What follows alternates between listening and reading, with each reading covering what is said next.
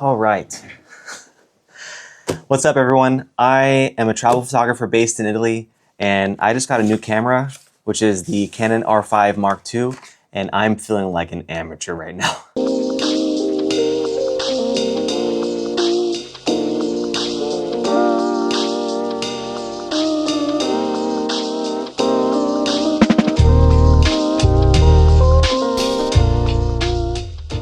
So basically, yeah, I've got this camera and I honestly don't know. I just feel so lost. I feel like I have picked up a piece of equipment and I'm overwhelmed. I fully anticipated to just transition pretty seamlessly coming from my 5D Mark IV, and it didn't go like that. It basically felt like I was picking up a brand new piece of tech that I didn't realize there was going to be as much of a learning curve. I've been a professional photographer now for, I don't know, over 15 years, and always shooting, with DSLRs. And I honestly, I can't tell you how else to describe how it is that I'm feeling, except for I feel like I'm just a noob. Like, I just honestly feel surprised, I guess.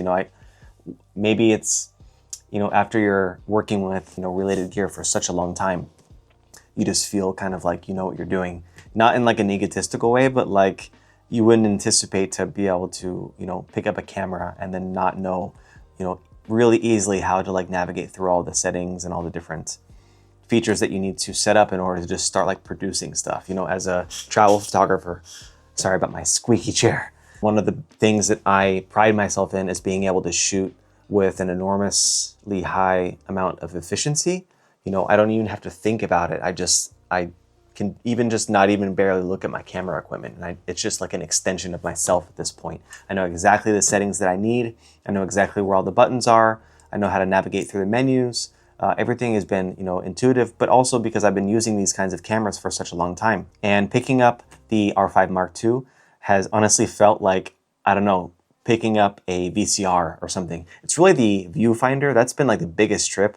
Going from a actual viewfinder, through a mirror, and then going through an electronic viewfinder, it is a trip, man. I feel like I'm, looking through one of my old camcorders or like the old like DV cams or whatever. Of course, the display is like way better. Like the quality is, of course, incredibly increased. Like it's beautiful, right?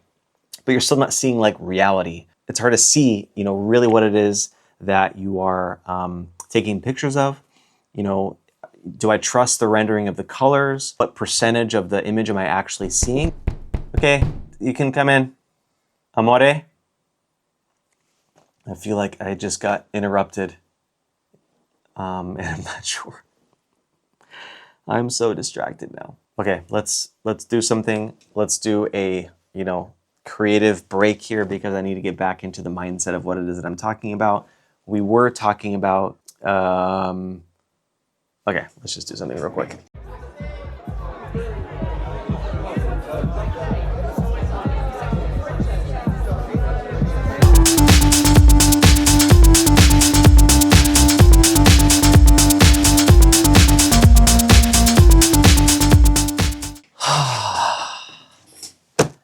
That felt good.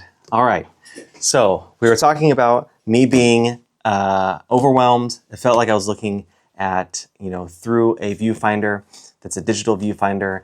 It's a trip to me. I didn't know what the heck was going on. And the other thing is there's so many like little settings that you just like don't think about that you need to set up.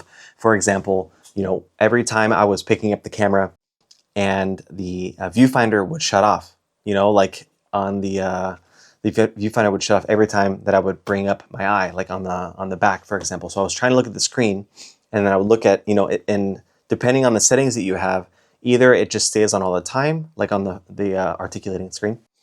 Either it stays on all the time, or when you get close to it, like put your face up to it, up to the actual like electronic viewfinder, then that screen turns off, or vice versa. So it's like, that also feels just like very weird. And I think that, in the 5D Mark IV, I'm sure that's probably something that you can set up as well. But because both of them are digital, it felt like it was like digital or digital. And that was just, yeah, that was crazy. There are, of course, a bunch of stuff about this camera that make it so amazing. Like even the control ring that I have the RF 15 to 35. I believe that's the one that I'm shooting on right now, and it's an amazing lens. And the control ring on there is it's awesome. I use that for ISO. That's what I have it set up for anyway. And then I also have the control ring, so I can use my EF lenses with this body, and that works flawlessly. Honestly, that's just a genius design. I really benefit from that. That's something that I really think is really cool. Not that I, change my ISO all the time, but especially when I'm doing video in a controlled environment like this, sometimes I just need to just do a micro adjustment or something like that. It is super helpful. I don't know what else I'd maybe use it for. I haven't quite, played with it that much yet, but for the time being, just having an extra dial of some kind. I know that some people have complained like, oh, you can bump it or whatever, and then it just messes up your shot or whatever. I have honestly not run into that problem yet. Maybe once I get it out, on the road a bit more, I might find some further annoyances, but so far, the camera's honestly been really awesome. Again, it's just about me feeling overwhelmed about shooting with this thing. But beyond that, it's just an absolute joy. To give you an example, I went out and shot some surfers, and the amount of dynamic range that this camera can produce and the color rendering is honestly unbelievable. It's unbelievable. I can't tell you how much of a joy and surprise that it was to see some of the images that I was able to capture that with my 5D Mark IV, honestly, it's just not possible. The 5D Mark IV is an amazing camera, and I will continue to use that camera. I have a couple of them that I will continue to use. But the color rendering and the dynamic range that was produced by the R5 Mark II is just, it blew me away. It really was a jump. Going from the 5D Mark IV, I skipped the R5, because of the overheating issues really. But just because it was the first model and I wasn't quite ready to make that investment, especially because it was kind of, people were a little bit on the fence, about certain things, especially because they had that flaw. So I said, you know what, I'm going to skip that version. And then now with this model, I saw nothing but, positivity and excitement. Basically, this is the flagship for Canon right now. I know that the R3 and the R1 exist. The R1 is just so niche specific to a really specific kind of photography and videography. That it doesn't apply to me. That's, the extremely high fast rates of speed for shooting and stuff like that. I honestly just don't need it. So I shoot with the R5 Mark II. It's probably going to be shoot predominantly with the battery grip, just because usually I'll shoot with a larger lens. I mean, right now I have the 15 to 35 because that's what I'm using for this video. But I imagine most of the time that camera is going to have the EF 70 to 200 Mark III, just because of balance. If you've ever held one of the larger, full body cameras, and you try to put a telephoto lens on that, it just feels really off balance unless you have a grip, or if you have the full, the full body instead of the smaller form like the 5D Mark IV or the R5 Mark II without the battery grip. So yeah, I'm really looking forward to shooting with this. I hope that this video has been insightful for you. And yeah, I'll catch you next time.